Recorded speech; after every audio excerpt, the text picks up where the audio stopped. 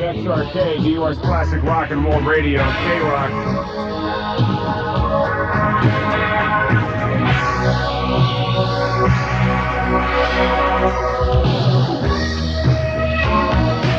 Broadcasting via satellite direct from the Sunset Strip in Hollywood. This is Live from the Whiskey. How you doing, everybody? I'm Jim Ladd from 97.1 KLSX in Los Angeles.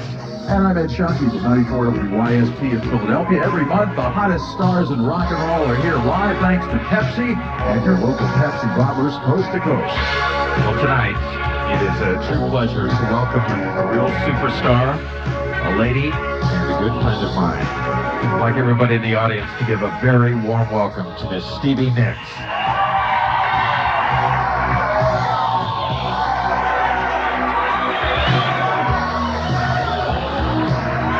Hello. How are you? Good evening to you, lady, and how are you? I'm fine. How are you? Good. Thank you for the rose. That was very nice. Oh, it's all right. Let's start with by asking you, when was the last time you played a club like this? This must have been years ago, wouldn't it? Yeah, it's been a long time. We did play the Whiskey a long time ago, and I remember it very well. It's kind of like homecoming, though. Yeah, because I remember all the dressing rooms, and I remember it was decorated a little bit different, but it was basically very similar. You mean it was decorated? It was decorated, yeah. There were red seats in the back, I remember that. It's not really plush back there these days, is it? There's nothing back there. There isn't. It's people. You think, wow, it's the Whiskey backstage at the, where am I? Yeah. Bus station or something. Anyway, listen, let me ask you something about TimeSpace, the album that you have out now. Okay. It's a new album. It's a collection of songs from your previous solo albums, but you insisted that some of the material be new that was included. Why did you do that? Well, because several people thought it might be a good idea to put 2 new songs on it. And it's always a good idea to put something new on a best of type of an album, because it gives everybody something new to listen to besides the songs that I picked out that I thought would be everybody's favorites. So I did a song by John Bon Jovi and one by Bret Michaels, which I'm going to do tonight. And it's a new single. It's called Love's a Hard Game to Play. And it just gives everybody something, you know, a little more than just a few songs that are their favorites. So it makes it a little more timeless, just fit into your time space. Very good. Stevie, sometimes people put out greatest hits albums because they don't have anything new, but you told me you've got a lot of new material that you've been working on, and you're really ready to do another album of new material. Oh yeah, but that's not new. I always have, you know, I have about 30 songs recorded, and I'll go home. I'm going home to Phoenix this week, and I'll probably write. I'll be real bored for the first 2 weeks I'm home, so I'll go crazy, and then I'll write about 3 or 4 songs. So I'll have way too many songs to start an album with, and I'll drive a producer crazy when I show him all the new songs, and he says, "Well, I don't know, we got an awful lot of songs here, so I'll have to start cutting it down." Has that been the pattern for you? Have you been a prolific songwriter, and we really haven't heard all of the stuff you've written? You haven't heard half When's of the box songs. set coming out? I have enough songs to write. I could write songs for everybody. Since we're on the subject of all the different aspects of your career, singer, songwriter, performer, I've always felt it was the songwriting that was the closest to your heart. Is that right? Yeah, it is. It's my first love. You know, it's what I've given up almost 18 years for, and so I would think that.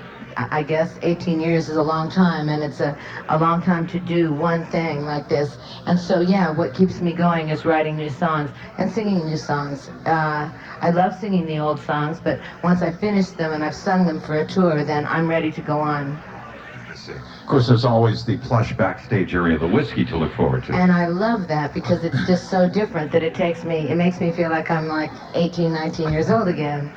You know, Stevie, there's a song you did years ago called Silver Springs, and it always comes to mind because it's just It's one of those special songs. It was a B-side of a single, and I wonder, will we ever hear maybe a new version of that, or what do you know? Yeah, I'm going to record it on the next solo album. I'm going to redo it. You promise now, right? For sure. Oh, that's a promise, for sure. All right. You have made a point of the fact that you don't, well, this is going to sound a little odd, that you don't change much. I disagree with that in a way, but I think the point you were making was that you're not a follower of fashion and fad and all of that kind of thing, that you keep your mind on your work. Talk to us about that a little bit. Well, I have to, you know, in order to keep up with the times, you have to, you don't have to change a whole lot, your physical appearance or all those things that people think that are so important in rock and roll. I personally don't feel that that's that important. I feel that when you walk up to that microphone and you sing, that what you do and what you say is what goes into people's hearts, and that's what they remember. And if they remember you because they remember you for something that you said, they're going to remember you till time immemorial. Otherwise, they're just going to remember a girl that stood up there and sang. And I've never just wanted to be remembered as a rock and roll singing girl, because there's too many of them. I wanted to be remembered as somebody special. All right. Let's hear an example of that right now. This is a tune that's called "Has Anybody Ever Written Anything for You?" Stevie Nicks, live from the Whiskey.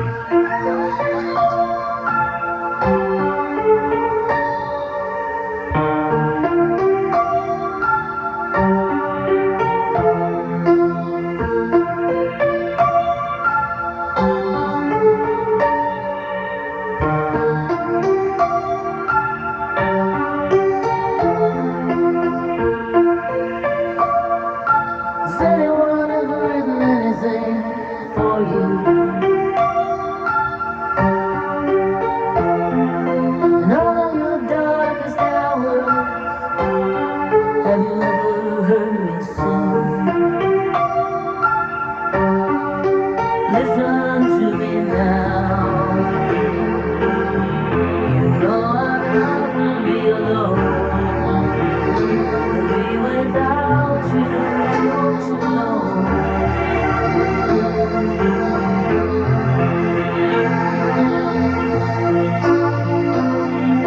Has anyone ever given anything to you?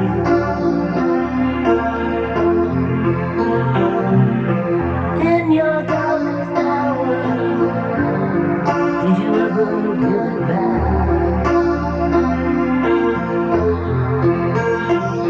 Well, I have given that to you. If it's all right with you.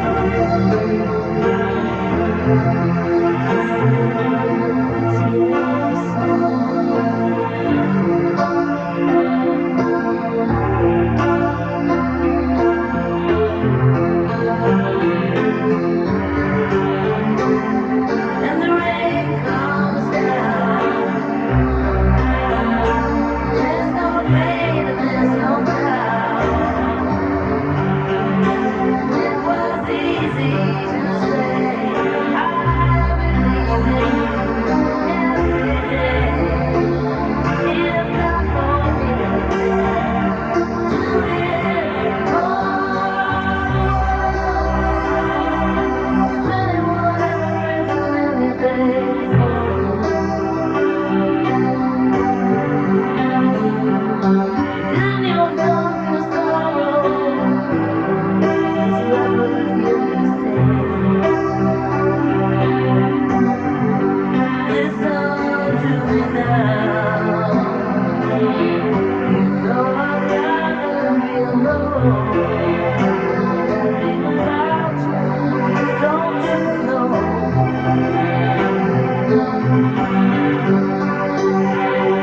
So it's not for me, do it for yourself.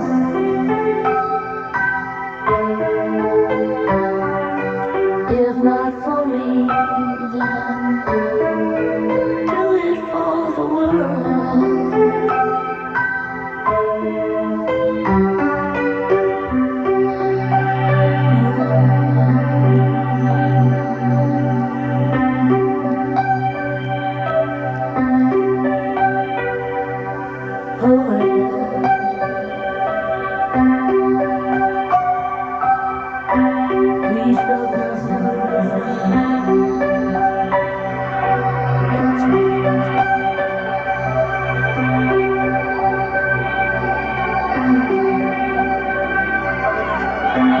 course, is Stevie Nicks off her new TimeSpace album, and of course, has anyone ever written anything for you? Beautiful song. And no, I was crushed when I found out that it was not written for me. But hey, Stevie and her band are here. Yeah. Stevie and her band are here live tonight, and we are just minutes away from an incredible live set. Live from the Whiskey. We'll be right back.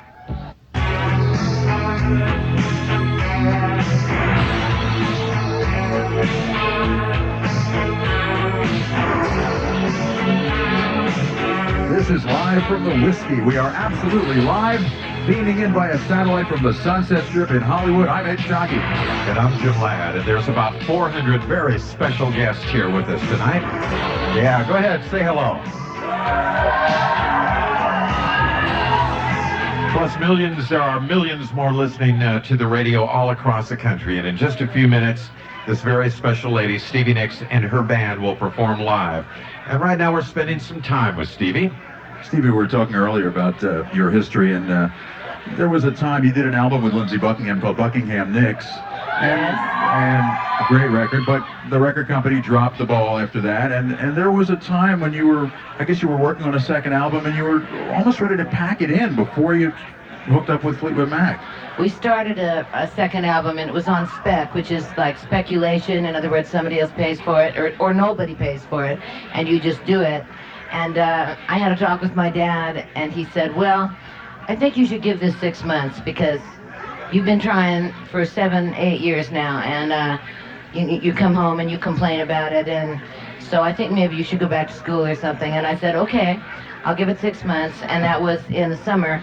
And then in October, I wrote Rhiannon and Landslide, and then I went up to Colorado. I mean, I wrote them up in Colorado, and then on New Year's Eve, actually, 1974, Fleetwood Mac called and asked if we wanted to join him, and that was exactly 3 months before my goal was over, and I would have stopped and gone back to school.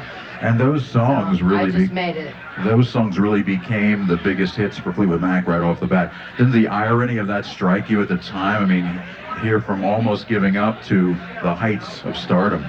Well, when I remember sitting in this beautiful house looking out over Aspen, Colorado, writing about the snow-covered hills, etc., and thinking, you know, this may not work. The irony of that strikes me, because I was really seriously going to give it up and I was going to teach, and I was going to use my music in my teaching, but I was going to stop, because I figured, well, you know, the odds are 16 millions to 1 that anybody makes it in this business, so how am I possibly going to make it? Well, obviously it's a good thing that, you know, it's nice that it was your father that encouraged you too, because usually parents, especially at that time, would have done anything to keep their daughter out of rock and roll, and that's really nice that he saw how much you needed it and encouraged you. See, my grandfather was a country western singer, so he'd already been through it once. I see. A couple of things here. One is you wrote the liner notes for TimeSpace yourself, which is kind of unusual, and you gave a brief history of each song, and this is very unusual for an artist to do. What made you want to tell these stories about the story behind the song? Because I thought that they'd had the songs for 11 years, and they'd had plenty of time to interpret them for themselves, because I wouldn't want to tell anybody what they're about right away. But 11 years, I figured they could figure out what they meant to them. And now, if I was going to put out this kind of a record, it was time to also tell them the real story behind each song. And you have to realize there's still like 8 more songs on each record that I have not told the story of. So they only got the story on about 9 songs. Well, that'll be for the box set. Right? Yeah, so right. For, you know, someday when I write your book, hysterical book, right, I'll really tell everybody what all the songs were about. Well, I'll tell you, it's worth reading these things. It's very interesting. Let's talk about something a little different in the product for a moment. You've been doing some really interesting public service work for a lady by the name of Jane Goodall. Yes, I have. Yeah, and she's the lady that works with the chimpanzees and has done such extraordinary work with that. And you've had Sarah Fleetwood has worked with you. Tell us a little bit about why Jane Goodall. Well, I became friends with somebody that was really good friends with her, and they asked me if I would write a song. And they said that Michael Jackson had said that he would write it, but he never did. And so I said, well, I will. And it opened up a lot of wounds for me because it was a very difficult song to write. It's called Jane's Song, and you'll hear it because it will be on the next record. And we went to Dallas with Jane, and I sang it live. And it came out beautiful, and it changed my life, kind of. It made me really believe in a lot of things that I didn't realize were possible. And she really is an angel, and what she does is incredible. So I wanted to be lifted up a little bit above just being a rock and roll singer once again, and do something that time would remember. And so that's why I'm trying to do some other things. That's great. Stevie and the band are just about ready to go on. Are you ready? All right. Okay, you're about to experience a real rock and roll event. Now just be patient. We'll be right back.